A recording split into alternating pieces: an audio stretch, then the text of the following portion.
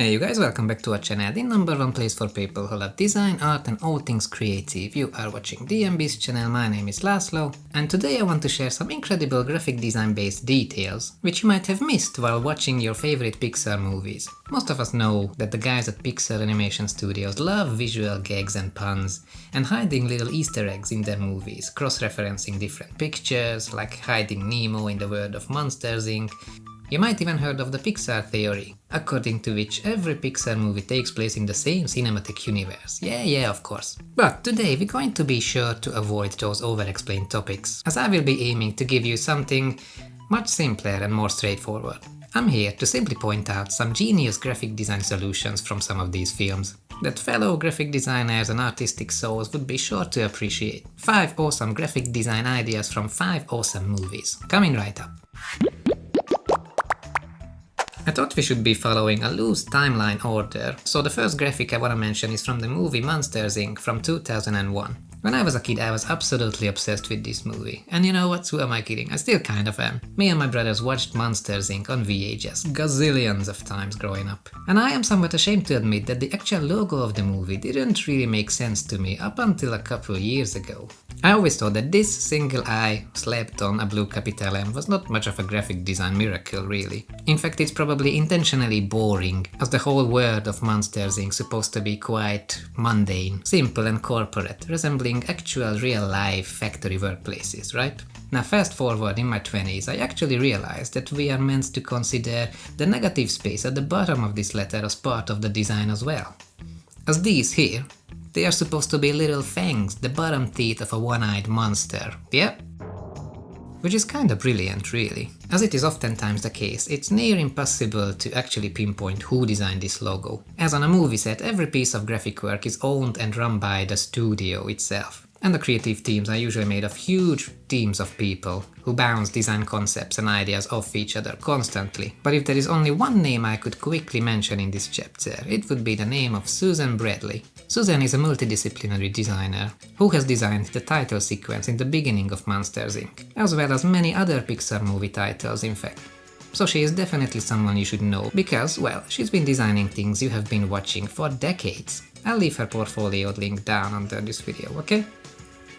Now my second favorite graphic design solution from a Pixar movie comes from The Incredibles from 2004. Mr. Incredible's wife, Helen Parr, before she became Mrs. Incredible, was known as Elastigirl in this soul bath-inspired, mid-century modern cinematic world the movie is depicting, where the golden age of superheroes was the 1950s and 60s in America.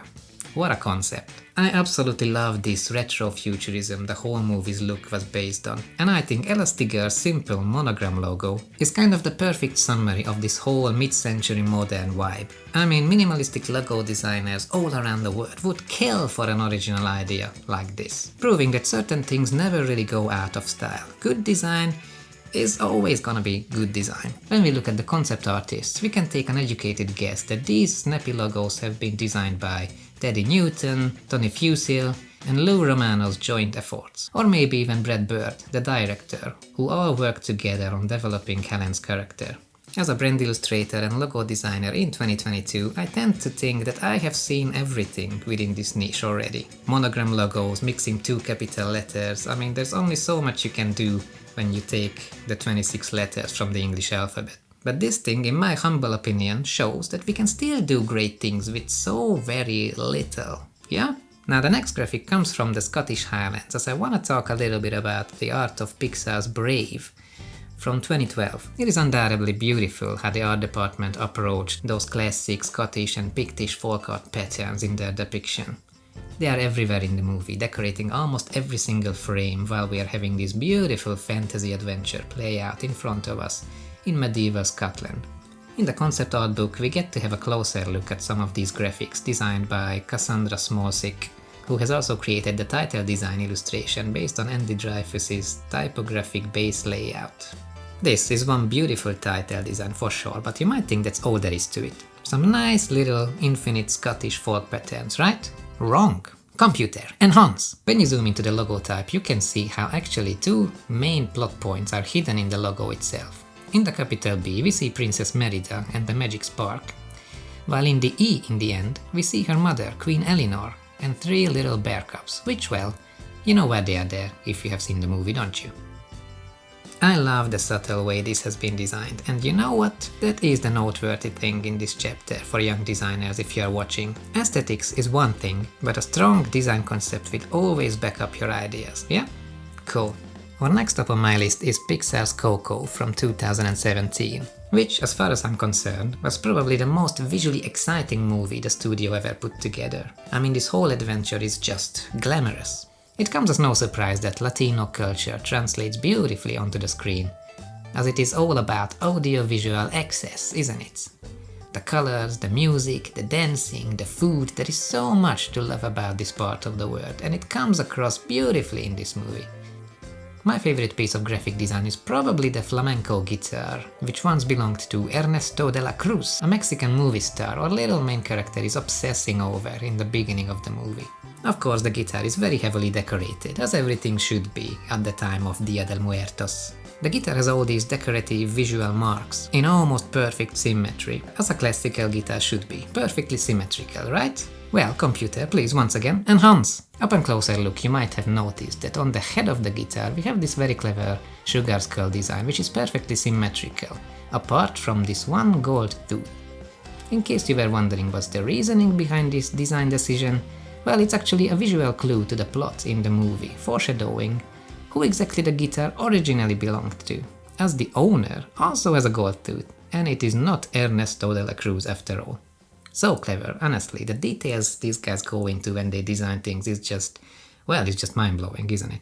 Now, the last movie I want to talk about is Pixar's Onward from 2020. A lot of people thought that this was one of the weaker ones out of the Pixar movies of recent times. But I gotta tell you, I think the world building is incredible here. This very idea that they took the classic medieval fantasy imagery, which is filled with dragons, elves, magical quests and what have you, then mixed it with our mundane modern day lives, gave the opportunity to create so many fun graphic design solutions we could be talking about here.